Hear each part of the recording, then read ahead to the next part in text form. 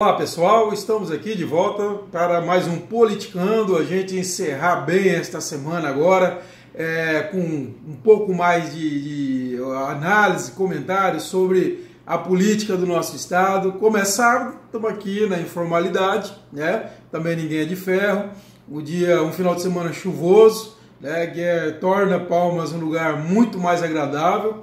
A gente que veio de fora, a gente quando chega aqui em Palmas, a gente aprende a dar o valor à chuva, né? A gente aprende a ver a chuva com outros olhos. E esse final de semana chuvoso é maravilhoso. Eu não reclamo nunca de chuva. Chuva sempre é muito bem-vinda. E eu queria comentar com vocês a situação da relação do governo do estado com as categorias sindicais, né?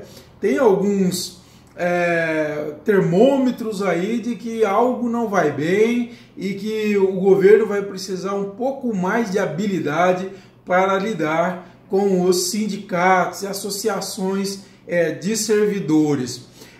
Nós tivemos aí três momentos já que mostram que assim, essa relação tende a se esgarçar, tende a se tornar mais tensa dia após dia, e isso não é bom, logicamente, para o governo, principalmente no momento que o governo precisa do apoio dessas categorias, por esse enxugamento, por essa arrumação que ele está querendo fazer na casa.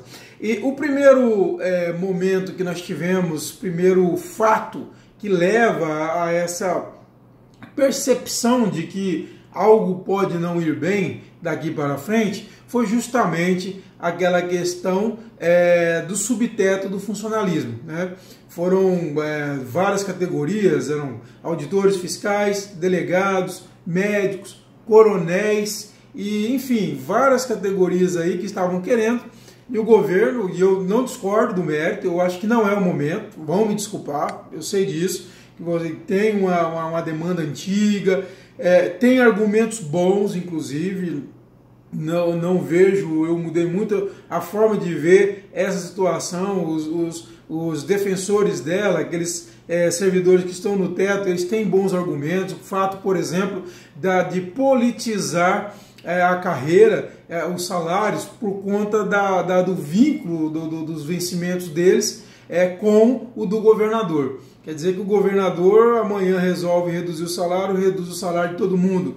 Como eles mesmos dizem, o governador tem todas as despesas pagas pelo contribuinte, o servidor vive do salário. Então, se você reduz o salário, você prejudica demais essas famílias. E isso ocorreu recentemente no último governo Siqueira Campos. O governador reduziu o salário dele, se não me engano era de R$28 mil, reduziu para os atuais R$24 mil, e houve então essa perda aí para a categoria. Então realmente tem razão. Um outro fato importante que eles colocam é o fato de que os servidores mais experientes, mais preparados, eles não querem assumir cargo de confiança, porque não compensa, eles não vão receber um centavo a mais, porque como já estão no topo, no teto, e eles mesmo pegando um cargo de confiança, eles não recebem um centavo a mais, então acaba tirando esse estímulo, né, para eles assumirem. Enfim, há motivos bons para isso. O problema é que a hora é errada, né? O Estado hoje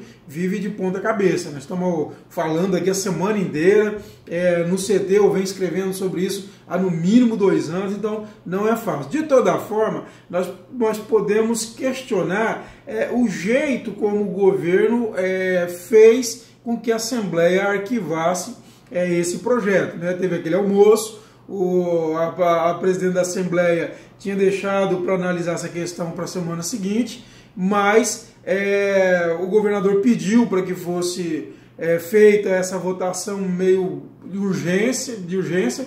À tarde mesmo, saíram do almoço, foram para a Assembleia e lá eles rejeitaram essa matéria, arquivaram essa matéria. Então isso aí criou esse estresse, ou seja, faltou o diálogo, faltou realmente essa conversa com a categoria. Depois nós tivemos episódios dos delegados regionais naquele fato envolvendo a família do deputado estadual Olinto Neto lá em Araguaína, em que o delegado regional de Araguaína, onde ocorriam as investigações no caso da Operação Expurgo, foi exonerado e também sem conversa com a categoria. A Polícia Civil se sentiu logicamente ofendida, atingida na sua autonomia, e eu não tiro a razão dela. E agora, nessa quinta e nessa sexta-feira, tem essa reclamação aí do sindicato dos auditores fiscais, tanto o Sindifiscal como o Sindari, eles estão reclamando aí com o secretário de Fazenda, o Sandro Henrique Armando, não os recebe para discutir alguns temas da categoria, a questão de progressões, de reembolso de despesa, enfim, são algumas questões da categoria, queria conversar e não foi recebida, foram empurrados com a barriga, enfim, e agora estão preparando aí essa manifestação, uma manifestação grande, eles dizem, para segunda-feira, a partir das 8 horas da manhã, no hall da Secretaria de Fazenda. O governo precisa ficar muito atento com isso. Ele está certo no sentido que não é hora de ceder nada, nem um centavo. Eu tenho dito isso aqui, sei que desagrado, mas a gente acompanha as contas públicas e a gente sabe a situação que está. Muitos estão questionando, mas o Estado tem aumentado a arrecadação. Tem aumentado a arrecadação, sem dúvida nenhuma, e graças ao trabalho dos auditores fiscais. No entanto, as despesas são muito grandes, as dívidas são muito grandes, o Estado precisa resolver isso com urgência, e aí sim fazer o escalonamento de direitos para essas classes trabalhistas que são direitos, ainda que abro mais uma vez um espaço para insatisfação para comigo.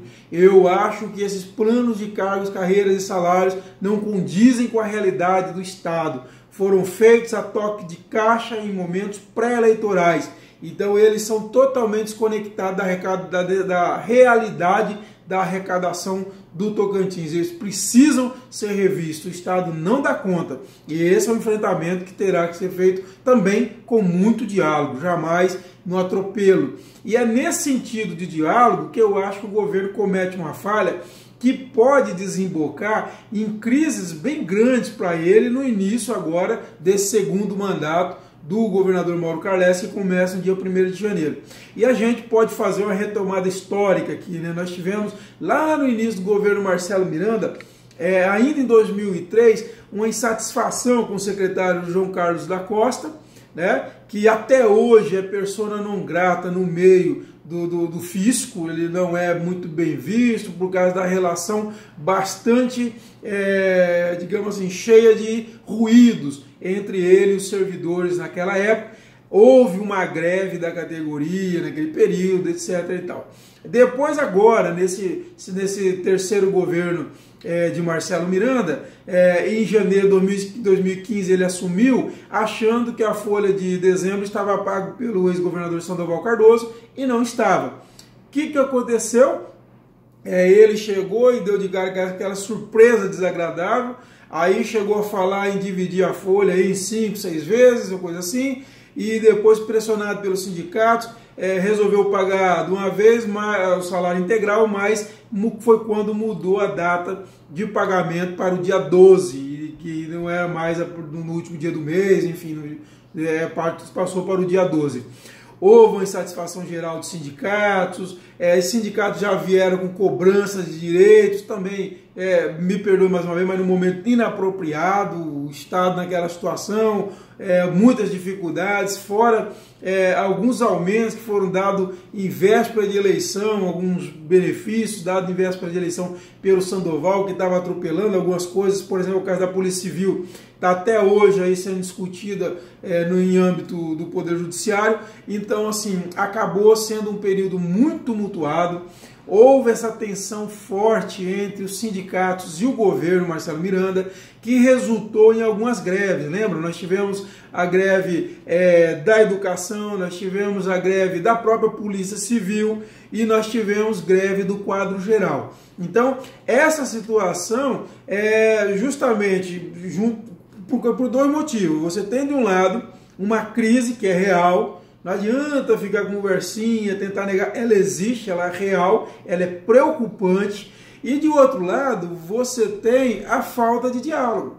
Então, se não for abrir as contas, como se fez essa semana com os poderes, e mostrar, olha, a situação é essa, chama, vamos conversar, vamos, precisamos primeiro desse freio de arrumação, colocar a casa em ordem e aí estabelecer um cronograma de pagamento desses direitos trabalhistas. Se não for por esse diálogo, o clima vai ser de muita tensão, de mais prejuízos para o Estado, no caso principalmente auditores fiscais, que são responsáveis pela arrecadação. Então, se é preciso conversar, o governo tem que se abrir mais para conversar e conversar mesmo para dizer não. Mas precisa conversar, precisa colocar os números na mesa e, logicamente, que precisa da compreensão, da sensibilidade das categorias, dos servidores, entender que o momento do Estado é totalmente inadequado para qualquer tipo de concessão.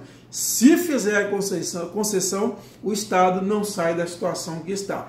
A nossa torcida é para que nós consigamos superar isso com muito diálogo, muita compreensão, com sacrifício, não tem jeito, de todos os lados, a sociedade, governos e servidores terão que se sacrificar para que a gente possa reencontrar o desenvolvimento e aí sim ter condições de oxigenação para resgatar esses compromissos que o governo tem com seus servidores.